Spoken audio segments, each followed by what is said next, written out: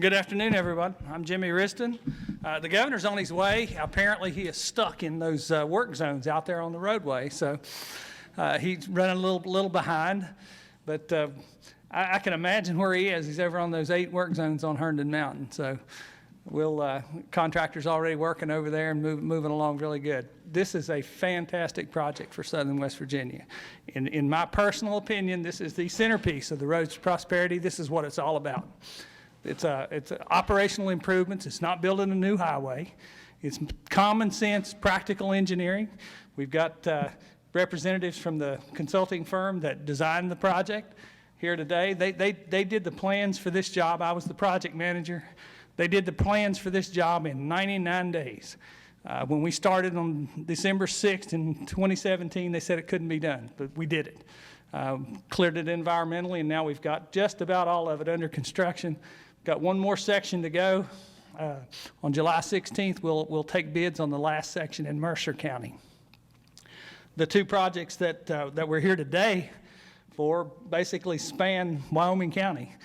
We finished the job in Logan County. That project wasn't actually part of the Roads to Prosperity project. It wasn't funded with the GO bonds, but it was made possible because of the money we freed up in the federal aid program for that particular section. So that was an 8-mile section.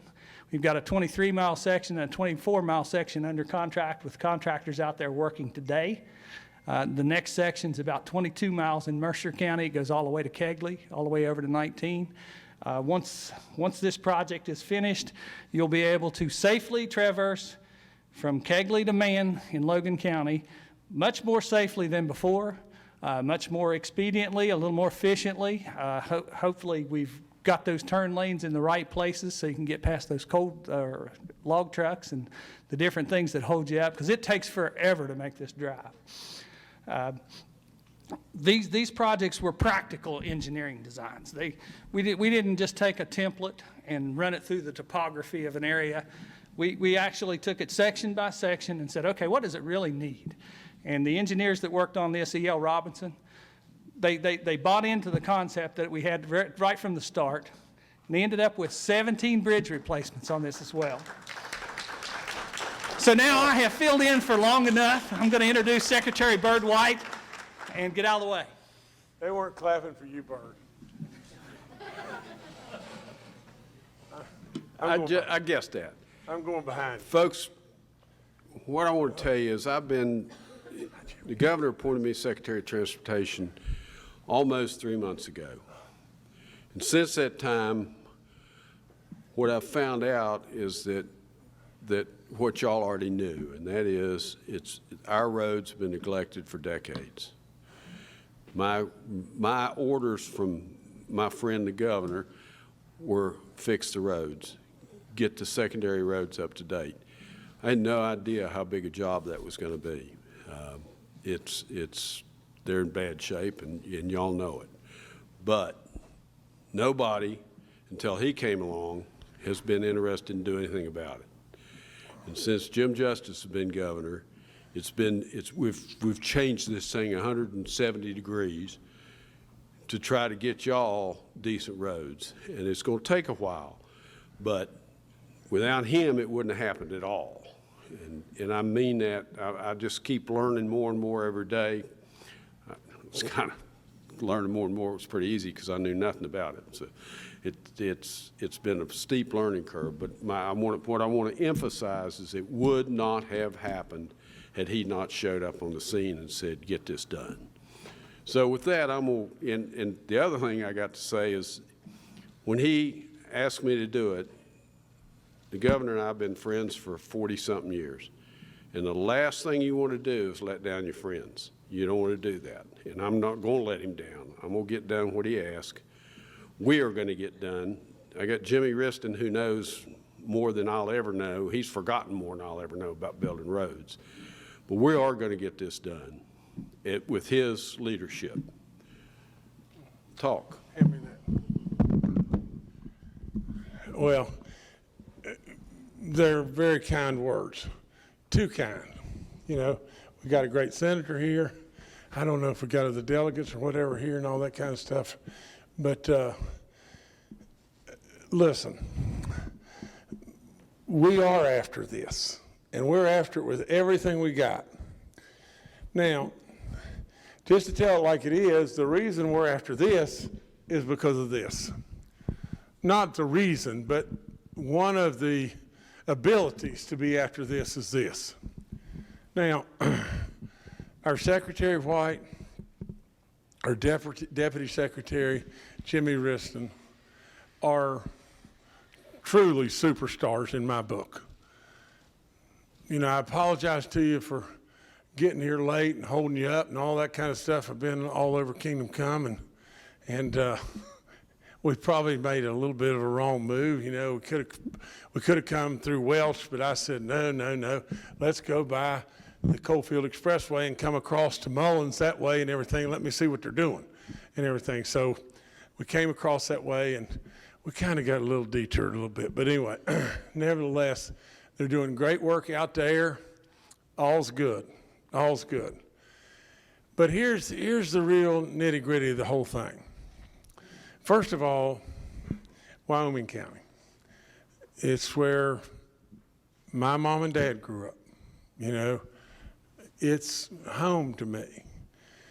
You've been waiting 28 or 9 years on the Coalfield Expressway.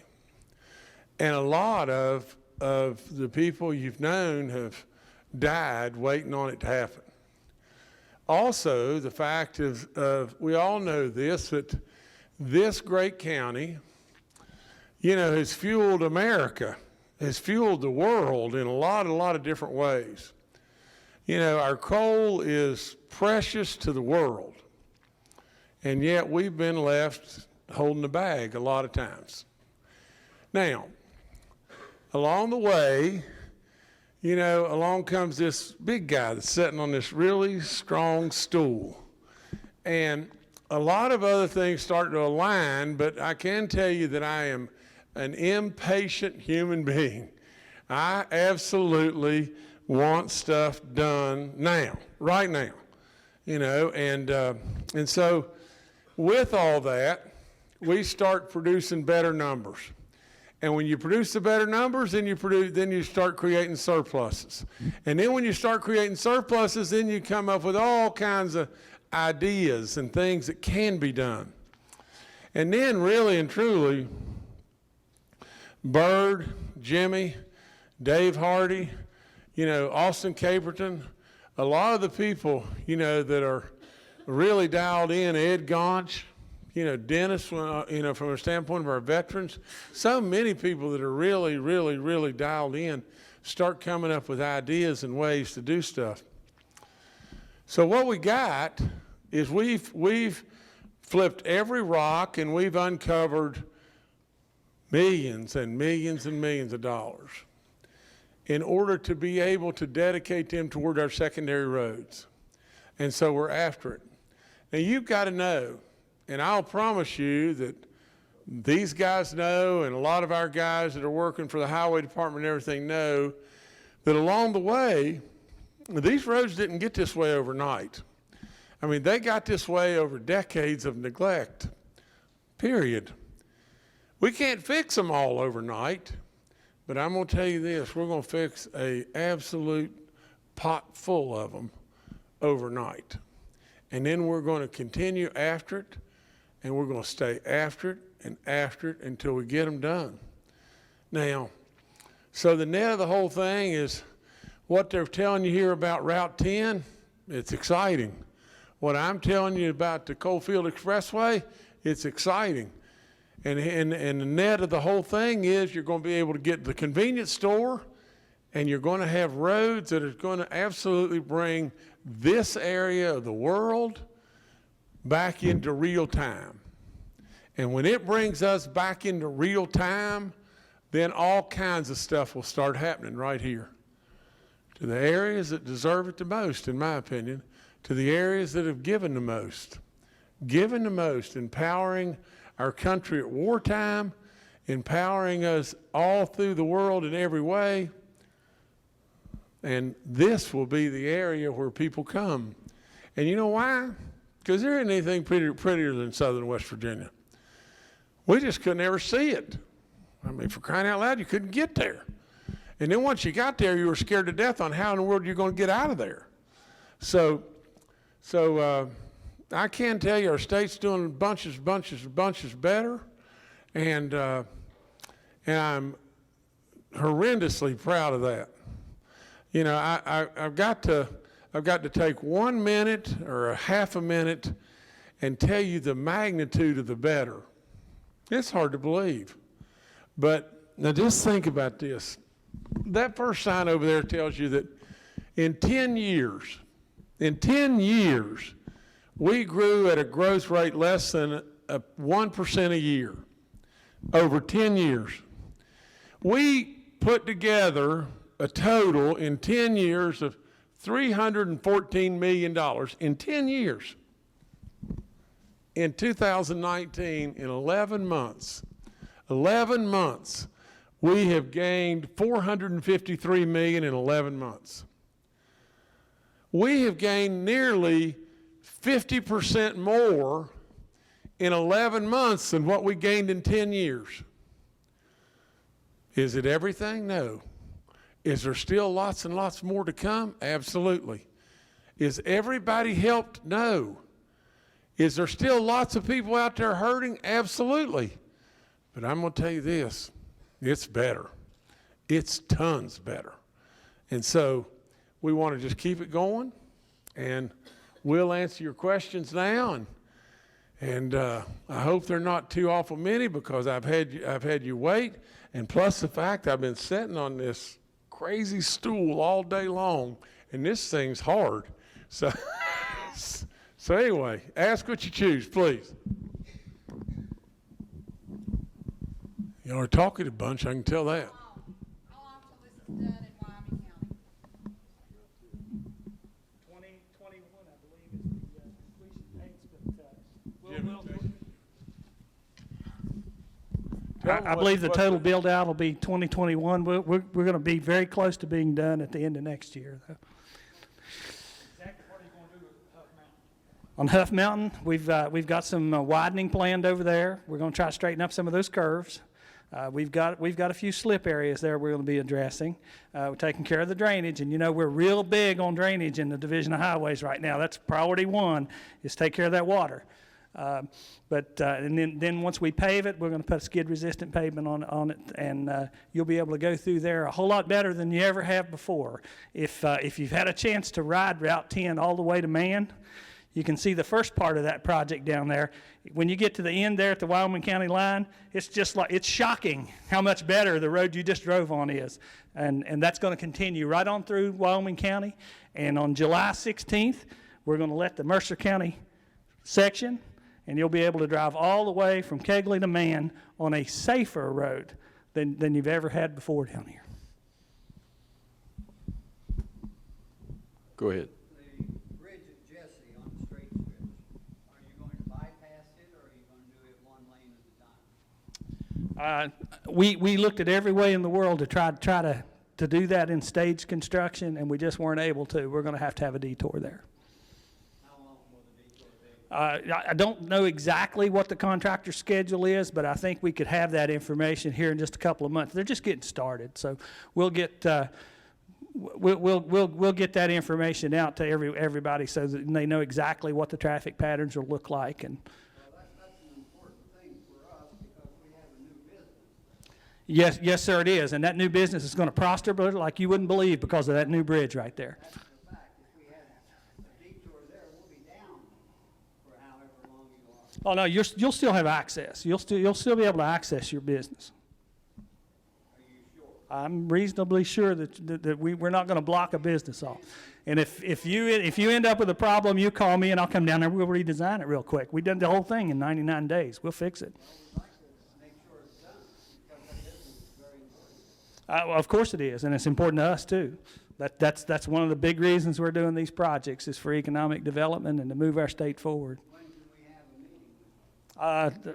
I would say Do you have an idea what the schedule is? I have my construction engineer right here. Tara, do you know the schedule for the Jesse Bridge yet? Not for that bridge, but we can have a meeting and we can go to the plan to show you what the plan is back there. All right, if you'd contact Alan Reed in District 10 up there, Princeton, he'll set something up with Tara, and they'll be happy to show you exactly what we're doing.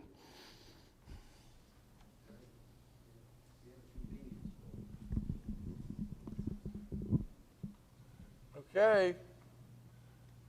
Speak now. You can ask me Go ahead. anything. Yeah, one quick question. If you come from Pineville to here, there's 2 or 3 places where this happens all over, not just here, where the river edge, of course, sets down. And, you come in, you drive massive steel beams and all that. Is there any plan really just to set that road about 5 feet over into the mountain?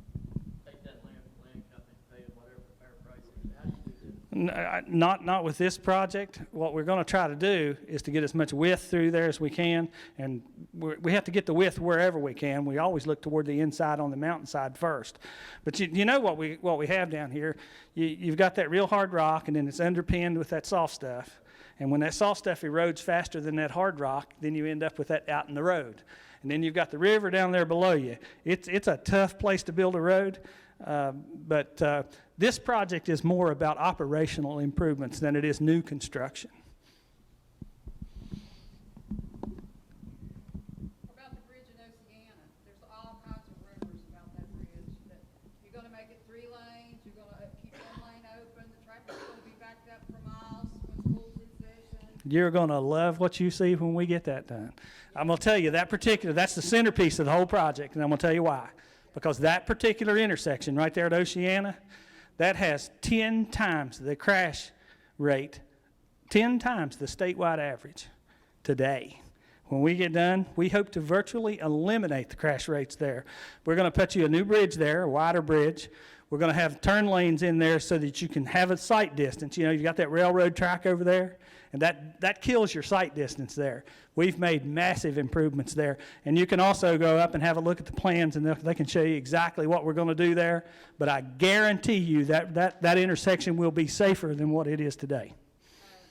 When you gonna start? That project is under contract today. Is there gonna be a detour there, or are you gonna just keep one lane open? Now, I believe we're able to do a stage construction right there. I think we had enough width there. We had quite a bit of utility work there to get things out of the way, but I believe we can do some stage construction there, and if not, it wouldn't be much of a detour anyway. There's room there. Are they going to start the Logan County line, come on, come this way, or they want to come here? That would be totally up to our contractor. I would imagine that they'll put multiple crews out here, and they'll be working all along the whole 60 miles at different times. We try not to prescribe means and methods to them. You know, they do this for a living. They know what they're doing. They're good partners with us, so we like to let them have as much flexibility as they can so that they can meet these hard schedules that we set for them. Yeah, well, we divided this up into 5 projects, and we did it as logically as we could to try to break up what we thought the cost might be and what we thought the operational might be. It just so happens we stopped at the Wyoming County line with the first one because we funded it differently. We used federal aid, our federal aid program, to fund that section, which was freed up because of the Roads to Prosperity Bond Program, that I was able to go ahead and add that federal aid project to this one, design it all at one time in one lump. I got a lot of efficiency there. The designers are here, you know, and they're still whining and crying at me about how I cheated them and didn't pay them very much to get the job done. So, but we did. We took advantage of every efficiency we could do. This project is not your typical new roadway construction. This is real engineering here. This is practical engineering. You go section by section along a 70-mile road, and what's it need? What's the fix I can do here from a practical standpoint, and then move to the next section. We didn't just take a template and run it through the topography.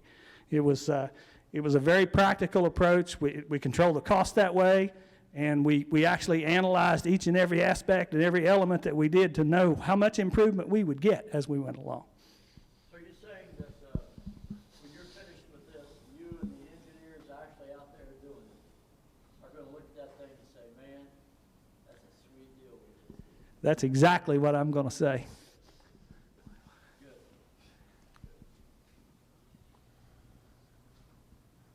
Guys, the guy with the vision for projects like this is sitting right here. If you have any questions, he's sitting right here.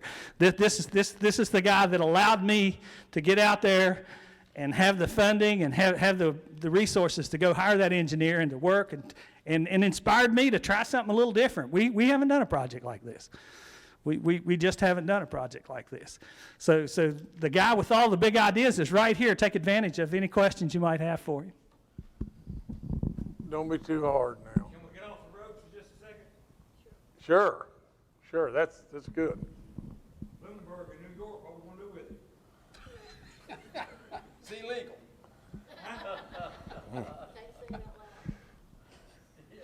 Well, That's a secret project. now let me tell you about this, okay, real quick. I'm sure we've got Democrats, Republicans, Independents all right here, okay? Here's the deal, and you better listen to me and listen really good. And I'm not throwing rocks at Senator Manchin or anything like that, but now just stay with me. Senator Manchin brought Hillary here. Senator Manchin's had fundraisers at Bloomberg's house. I mean, now it's popular because I come out and I say what I say and everything, and before you know it, Senator Manchin is on Fox News saying, by dog, we got to stop Bloomberg from doing all this stuff. Well, really? I mean, we went through 8 years of Obama, and honest to Pete, especially southern West Virginia, almost became just a dust bowl or a drug-infested just haven for everything. And we're now crawling with all of our might to get out of that. And Bloomberg could be more dangerous, absolutely, than Obama ever was.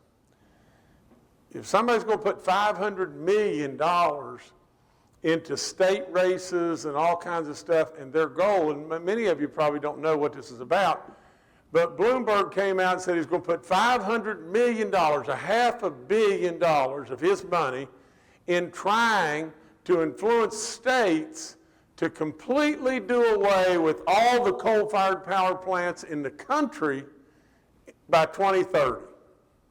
Now, in addition to that, he said, and then right after that, they're going to go after the natural gas and the oil to extinguish all fossil fuels we use in the country and go to all alternative energy sources. Now look, I'd be the first one to say, I'm not against a windmill or solar or whatever like that. I'm not against that. But it's frivolous. It's frivolous to think that we can do without coal and we can do without natural gas, and it would destroy our state in every way. Now, I was asked by one of the media people, I was asked, well, do you really think there's any possibility of him influencing it? And I said, did you really think we'd elect Barack Obama? Did you really think the impact of Barack Obama would be what it was? Well, it was, and it's real. And I don't know how much fighting back that you can do, but I know there's a ton of fighting back that I can do. And honest to goodness, I'm going to do it with all the good Lord gives me to do it with. And I know our president's going to be right arm in arm with me, and we're going to some way try with everything we have to extinguish this terrible, terrible threat, because it will just, you talk about Armageddon, this would be Armageddon to us. And so I'd beware of slick politicians that, act like they want to be on your side. And I would step back and just think about it, I know I'm not your average bear. I'm a business guy. I'm not a lifer. I'm not somebody that's come along as a politician and grown up as a politician and, you know, first started here and then here and then here and then became your governor. I'm not that. I don't want anything. I don't want anything. I absolutely believe with all in me that these numbers tell the story. They tell exactly the story.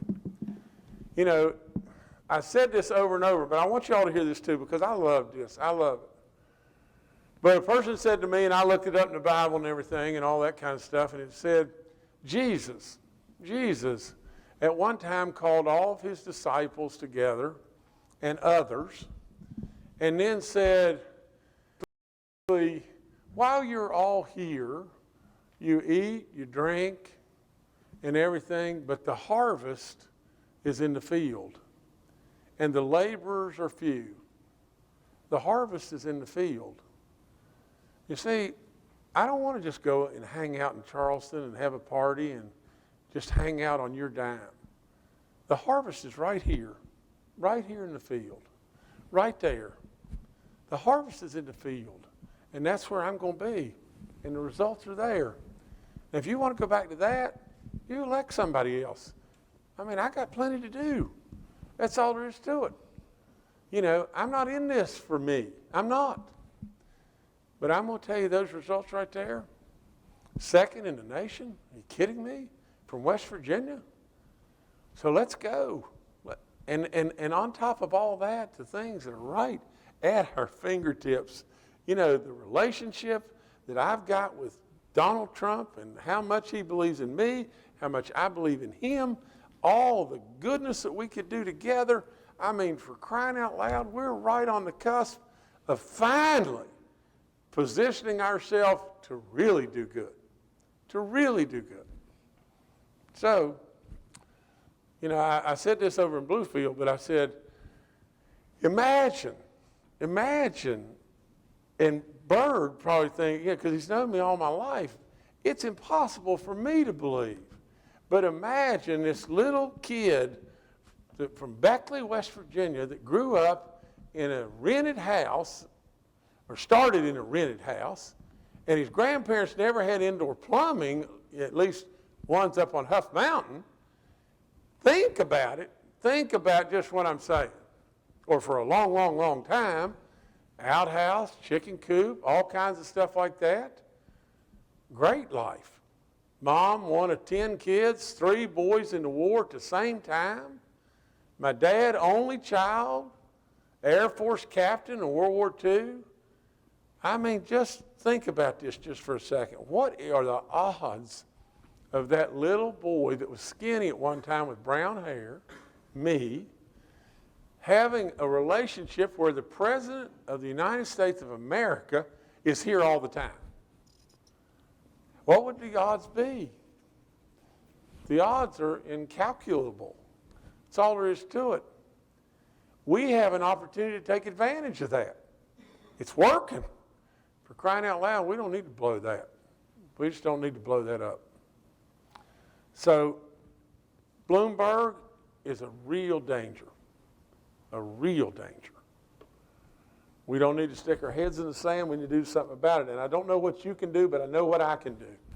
And I'll be all over it. Let me add for a minute that Bloomberg is like a lot of other politicians. And you won't hear them talk about what they're for. They want to tell you what they're against. This guy is for stuff. We don't need a bunch of, in fact, one of y'all's citizens down here, I won't name, from Wyoming County one time, he called them beginners. No matter what it is, they're again it. And that's the Bloomberg ilk and his bunch. They're not for anything, they're against everything. And that's not what you got sitting over here. I'll shut up now. That's right. Listen, you're really, I don't see any other hands, so let me end by just saying this. You're really good people. You're the very best in my book. That's all there is to it. You need to really always know that and always be really proud of yourself. I know you are. But just to be perfectly honest, we've been beat down. We've been expected to almost know our place. We live in the most beautiful place on the planet, and we're good people. We know the difference between right and wrong, and we're craftsmen. We love one another, and we appreciate others. Crying out loud, all we needed was a spark and a chance. And we got it. We got it. We don't need to screw it up. We just don't need to screw it up. You just always remember and tell your kids and tell your neighbors and everybody you love them and you're proud of them, and they should be proud of themselves. I can't be more prouder of you. I thank you for letting me come here. Sorry I was late. It's all the state police's fault. Governor, we thank you, appreciate what you're doing for the road and stuff. We got 2 high schools here that need the football field turfed. We'll get that later. Well, we don't want pavement on them, we want them turfed. Oh, I understand. How much is that gonna cost? I don't have no idea. They're about $1 million apiece. Football field. 2 football fields, along the east and west side. Great schools.